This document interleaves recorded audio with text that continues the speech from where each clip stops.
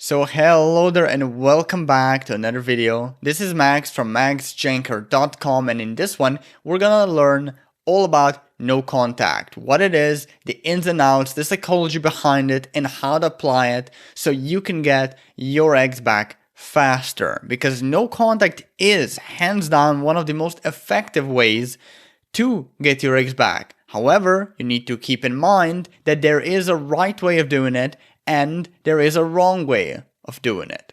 So without any further ado, let's get into the video. So no contact at its core essentially means cutting your ex out of your life and distancing yourself from them spiritually, emotionally, and most importantly, physically. And why do people call it a rule? Well, because it actually has some guidelines or rules built into it. When you, for example, go no contact, what you essentially do is stick to the following. You don't text or call your ex anymore. You don't engage with your social media anymore. You don't go to places where you could have an accidental encounter with them anymore.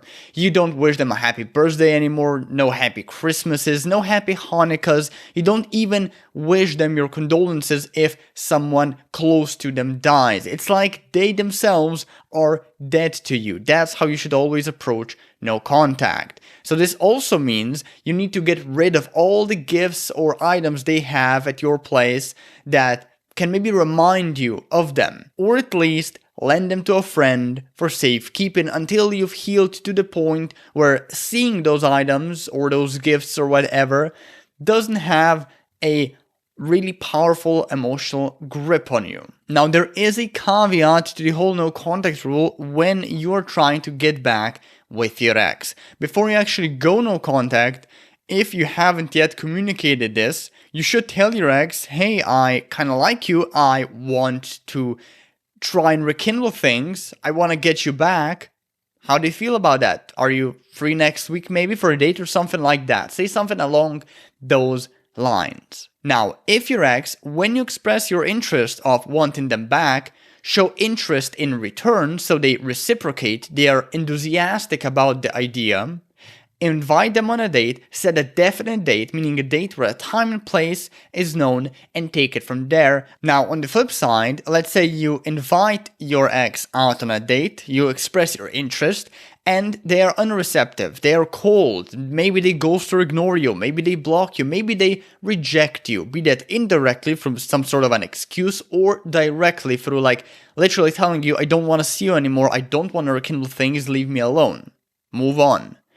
If any of that happens, you have no choice but to continue with no contact. So how long should you be or should you stay in no contact? There's a lot of theories out there. A lot of experts recommend 30 days. A lot of experts recommend 45. Some say 60. Some say 90. And I'm here to tell you it's all fucking bullshit. Whoever tells you that there's a specific number of days you need to stay in no contact and then even reach out to your ex is full of shit.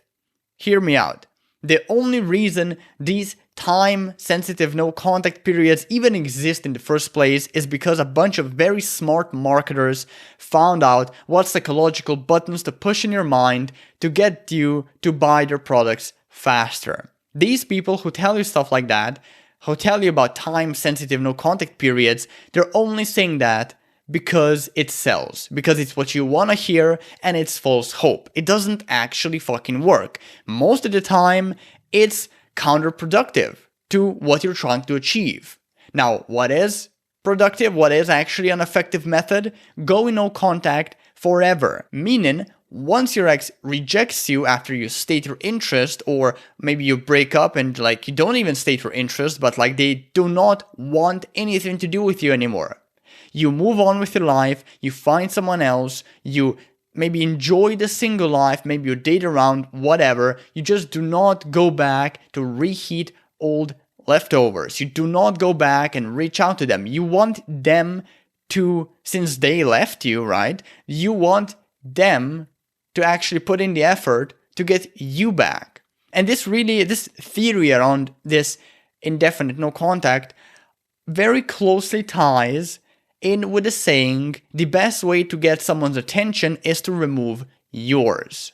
And that's the sole reason why indefinite no contact works so well and why it's far superior than any of the other time-limited no contact periods that other experts preach on the internet. Now, I get that no contact isn't always possible to execute. Sometimes you have kids with your ex. Sometimes you have pets with them. Sometimes you work together and sometimes you live together. In those cases, what you need to opt in for is what's called modified no contact. Now, modified no contact is nothing special. It's just a form of no contact where instead of cutting your ex out of your life for good, you distance yourself from them as far as you can, as much as you can. Meaning, and this is a very good kind of guideline for this modified no contact, only talk about certain topics with them around kids, pets, and like other logistical matters when you have to. Only when you have to. And make those conversations businesslike, to the point, basically no mindless chit chat, and end them as soon as you come to some mutually beneficial conclusion or agreement. It's really that simple. So now I would like to talk about why the no contact rule is so effective. Now, when your ex broke up with you, they are essentially telling you, I do not want you in my life in the same capacity as you want me in your life. They essentially lost attraction for you. That's the reason they say or imply or think these things. And that loss of attraction is usually a result of you chasing, of you pleading, of you just displaying a bunch of unattractive behaviors like seeking validation, like being whiny all the time, like showing a lot of uncertainty and a lot of fear around keeping your relationship intact, things of that nature. So in other words, right now your ex has all the power and you have none.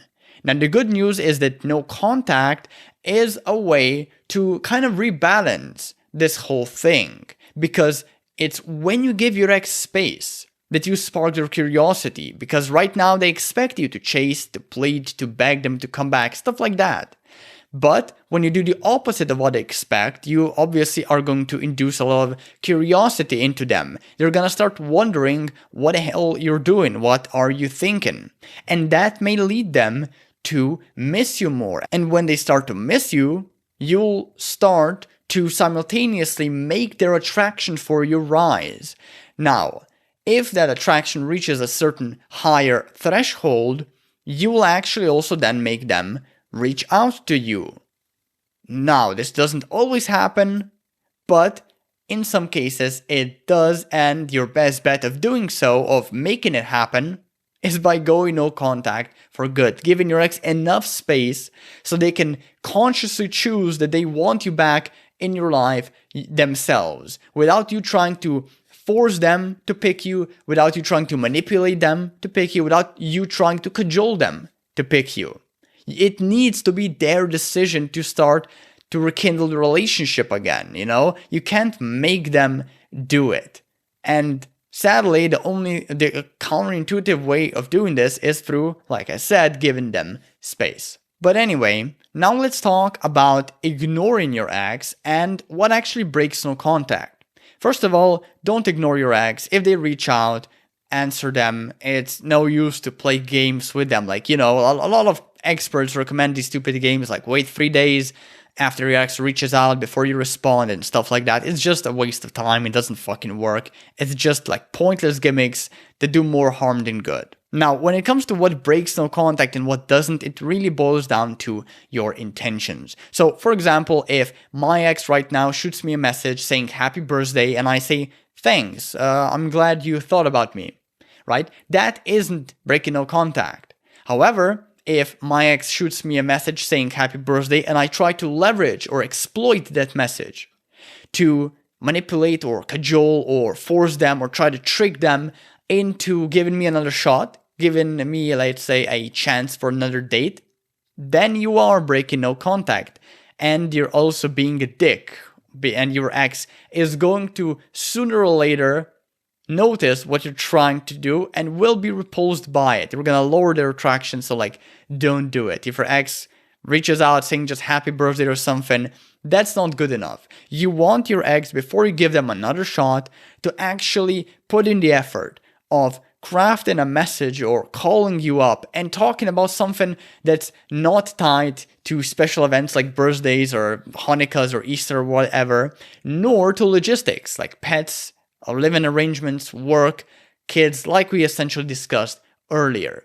So if your ex ever reaches out to you, and like I said, their message isn't tied to special dates like birthdays or logistics like pets, work, yada yada yada, there's a good chance they still have feelings for you. In which case, what I usually recommend people do is engage in a short conversation, 3 to 5 messages long, let's say, or like a 5-minute phone call.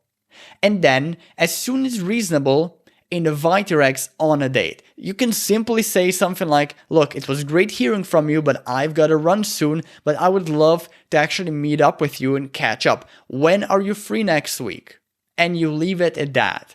Again, I have another video on getting an ex back that goes deeper into this process, but this is just the essential response you have to keep in your mind when your ex reaches out, when they break the whole no contact silence. That's how I would approach it if you want them back. Now, before we end this video, just 2 quick notes, very, very important notes on no contact that I see neglected time and time again on other ex-back YouTube videos. The first one being, always weave in together self-improvement and no contact. You don't want to be one of those people that just twiddles their thumbs and waits for their ex to reach out. No, you actually want to move on. You actually want to start dating other people. You want to start overcoming your insecurities, learning what made your relationship fall apart, trying to fix those mistakes or those toxic personality quirks that contributed to the relationship falling apart.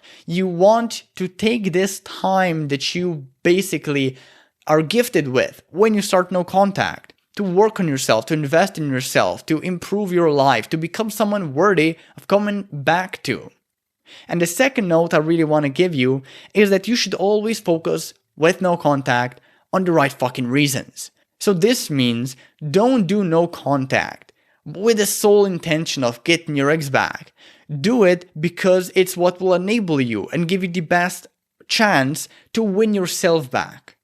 And a lot of people don't get this. It's a very subtle mindset shift, but it goes a long way. The whole point of no contact is to win yourself back. And when you do win yourself back, when you improve yourself, when you get actually better, that's when your ex actually starts noticing. It's very counterintuitive, but your ex, you raising their attraction, that's gonna happen as a side effect of you winning yourself back through self-improvement and no contact, which basically grants you enough time and space away from your ex for that self-improvement to actually stick. So this was Max. If you want to go deeper into getting an ex back, download my reattraction cheat sheet, link in the description below, and I'll see you in the next video. Take care.